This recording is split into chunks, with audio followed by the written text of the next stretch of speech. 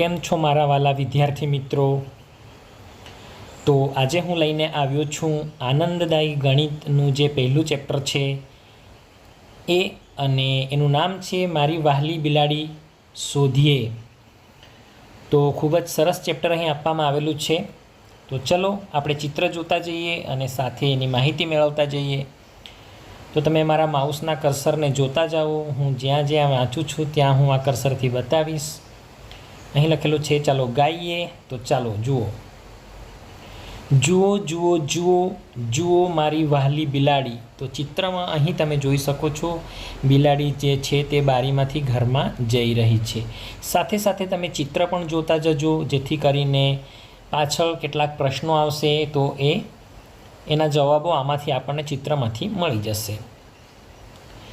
શું તું બેઠી છે બારી ઉપર? તો અહીં બારી ઉપર બેઠેલી જે બિલાડી છે તે આપણને ચિત્રમાં જોઈ શકાય છે. શું તું સૂતી છે પલંગ નીચે? તું ક્યાં છે મારી વહાલી બિલાડી?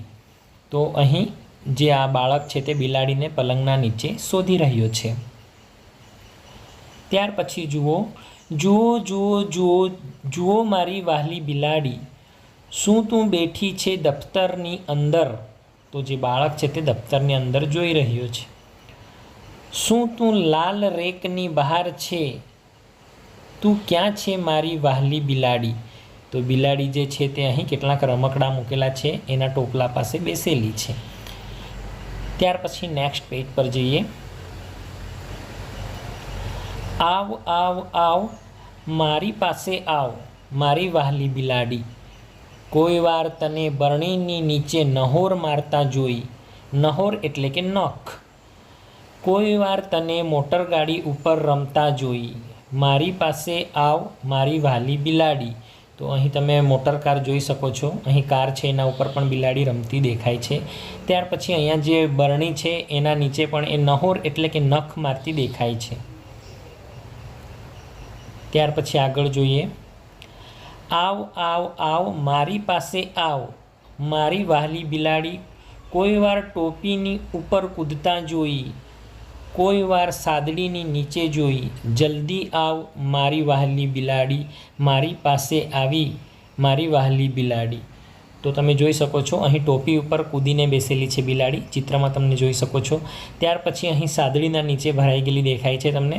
અને ત્યાર પછી જે બાળક છે તેની બિલાડી એની પાસે આવી જાય છે. તો મારી પાસે આવી મારી વહાલી બિલાડી. આ રીતનું કંઈક ચિત્ર સાથે ગીત ટાઈપ આપેલું છે. અને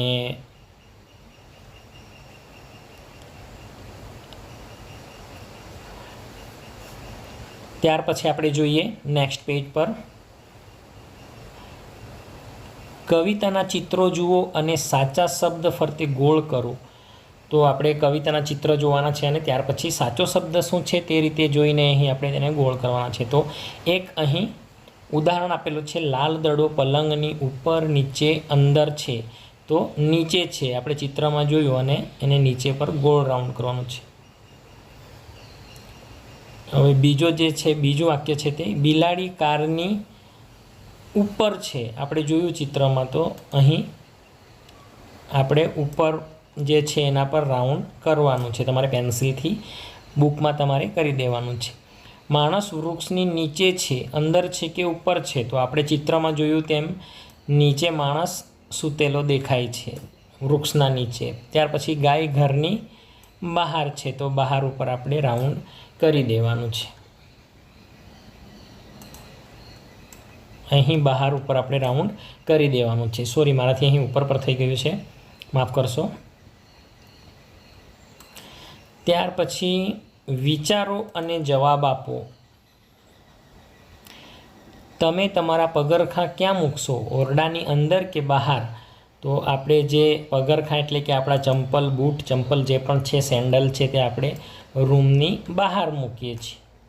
ત્યાર પછી તમે કચરો ક્યાં ફેંકો છો? કચરા પેટીની અંદર કે બહાર? તો આપણે કચરા પેટીની અંદર ફેંકીએ છીએ, બહાર નથી ફેંકતા.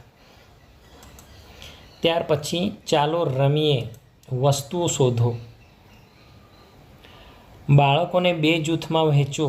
એક જૂથમાં સફેદ ચોક, લાલ દડો વગેરે જેવી વસ્તુઓ છુપાવશે અને બીજા જૂથને તેમને શોધવા માટે કહેશો. બાળકો અંદર બહાર દૂર નજીક ઉપર નીચે જેવી સ્થાનીય શબ્દોના ઉપયોગ કરીને વસ્તુઓ શોધવા માટે મૌખિક સૂચનો આપી શકે છે. ઓકે, દેન દાખલા તરીકે પાટિયા પાસે ટેબલ નીચે છુપાયેલી સફેદ વસ્તુ. લાલ વસ્તુ શોધો કે જે વર્ગખંડની બહાર અને ઝાડના નીચે હોય. તો આ પ્રકારની આપણે પ્રવૃત્તિઓ કરવાની છે જે શિક્ષક તમને સ્કૂલમાં કરાવશે. ત્યાર પછી નેક્સ્ટ જોઈએ, ચાલો રમીએ દડો ફેંકો.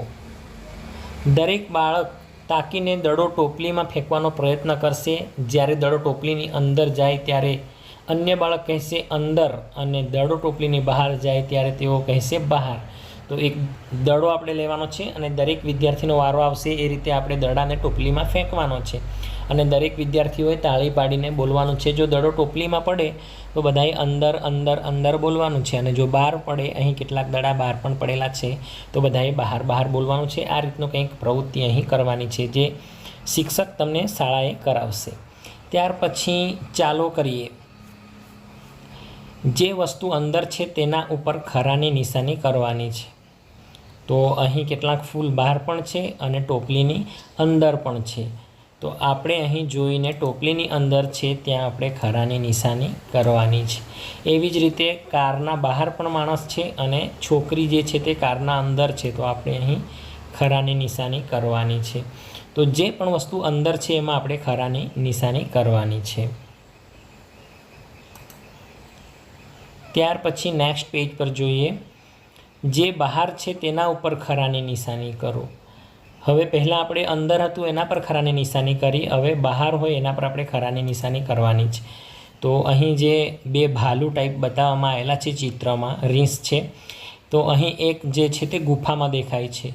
તો આપણે અંદર છે એને નથી કરવાનું, બહાર છે એને ખરાની નિશાની કરવાની છે. તો અહીં એક બહાર છે એના પર નિશાન કરીએ. બીજા કેટલાક અહીં ચિત્રમાં કેટલાક રમકડા દેખાય છે, કેટલાક ચિત્રમાં જે રમકડા દેખાય છે તે બોક્સમાં છે, અને આ જે ચકલી છે તે બોક્સની બહાર છે. તો આપણે બહાર પર ક્લિક કરવાનું છે, એટલે આપણે અહીં ટીક માર્ક કરવાનું છે. તેવી જ રીતે નેક્સ્ટ જોઈએ, તો ચિત્ર જુઓ અને સાચા શબ્દો પર ખરાની નિશાની કરો. હવે નીચે ચિત્ર આપેલું છે તે જોવાનું છે. એક છોકરો ઝાડ ઉપર નીચે બેઠો છે. તો આપણે ક્યાં બેસેલો છે? તો આ જે ઝાડ છે એના નીચે બેઠેલો છે. તો આપણે ક્યાં ખરાની નિશાની કરવાની છે? નીચે પર કરવાની છે. ઓકે, ત્યાર પછી પક્ષીઓ ઝાડની ઉપર છે, તો ઉપર પર ખરાની નિશાની કરવાની છે. ત્યાર પછી નેક્સ્ટ જોઈએ, નાક નીચે સ્મિત દર્શાવતો હોઠ અને ભમર દોરો. હવે અહીં એક માણસનું ચિત્ર આપવામાં આવેલું છે, તો તેના પર આપણે ભમર દોરવાની છે અને હસતો ચહેરો દોરવાનો છે. તો તમારે પેન્સિલ લઈને પહેલાં ભમર દોરવાનું છે. તો ભમર આવશે કાળા કલરની. તો આ રીતે કાળા કલરની ભમર તમારે દોરી દેવાની છે.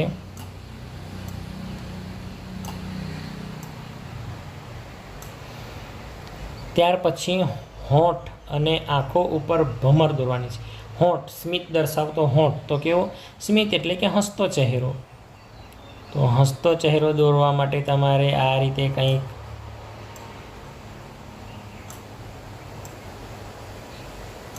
આ રીતનું કંઈક દોરવાનું છે. તો તમને માણસ જે છે તે હસતો દેખાશે. તમારે પણ પેન્સિલ દ્વારા આ દોરવાનું છે, તો તમને ચિત્ર દોરવાનું પણ મજા આવશે. નેક્સ્ટ જોઈએ, આપણા રાષ્ટ્રધ્વજને જુઓ અને તેને ત્રિરંગો પણ કહેવામાં આવે છે. તેમાં કેટલા રંગો છે? તો અહીં નીચે જે છે તે ચિત્ર આપવામાં આવેલું છે, તમે જોઈ શકો છો. ખૂબ સરસ એક સર છે, એક મેડમ છે, અને કેટલાક બાળકો દેખાઈ રહ્યા છે. ત્યાર પછી આજુબાજુ જે છે તે ગાર્ડન દેખાઈ રહ્યું છે, અને પક્ષીઓ ઉડતા દેખાય છે, અને આપણો ત્રિરંગો દેખાઈ રહ્યો છે. તો એને જોઈને આપણે સવાલના જવાબ આપવાના છે. તો ત્રિરંગામાં સૌથી ઉપરનો રંગ કયો છે?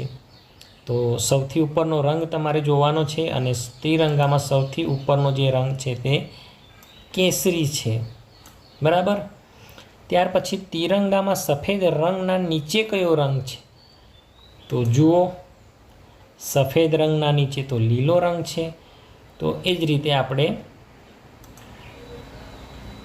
લીલા રંગ પર ખરાની નિશાની કરવાની છે. ત્યાર પછી તિરંગામાં લીલા રંગની ઉપર કયો રંગ છે? તો લીલો રંગ આ છે, એના ઉપર સફેદ કલરનો રંગ છે, તો સફેદ પર ટીક માર્ક કરવાનું છે. ત્યાર પછી તિરંગામાં અશોક ચક્ર ક્યાં છે? એક ખૂણામાં વચ્ચે કે એક બાજુએ? તો અહીં વચ્ચે આપેલું છે, એટલે આપણે અહીં વચ્ચે પર ખરાની નિશાની કરવાની છે. આ રીતે તમારે પણ બુકમાં તમારે પેન્સિલથી કરવાનું છે.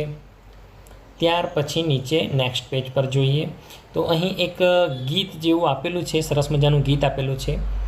છુક છુક કરતી ગાડી ચાલી, છુક છુક છુક છુક છુક છુક કરતી ગાડી ચાલી, વાંકી ચૂકી ગાડી ચાલી, નદી ખેતરો થઈને ગાડી ચાલી, ઉપર જતી નીચે જતી, ઊભી રહેતી ચાલવા માંડી, પર્વત સમુદ્ર વરસાદ બનાવતી, આખો દેશ ફેરવીને લાવતી, આગળ એન્જિન પાછળ ડબ્બા, કોક ડબ્બાના આગળ ડબ્બા, કોક ડબ્બાના પાછળ ડબ્બા, હાલતી ડોલતી ગાડી ચાલી, છુક છુક કરતી ગાડી ચાલી. તો અહીં બાજુમાં એક રમકડાની ટ્રેન પણ દર્શાવેલી છે, ખૂબ જ સરસ ધુમાડો કાઢતી જાય છે અને 2 ડબ્બા એના કલરફુલ છે અને બાકીના 4 ડબ્બા છે તે સફેદ છે.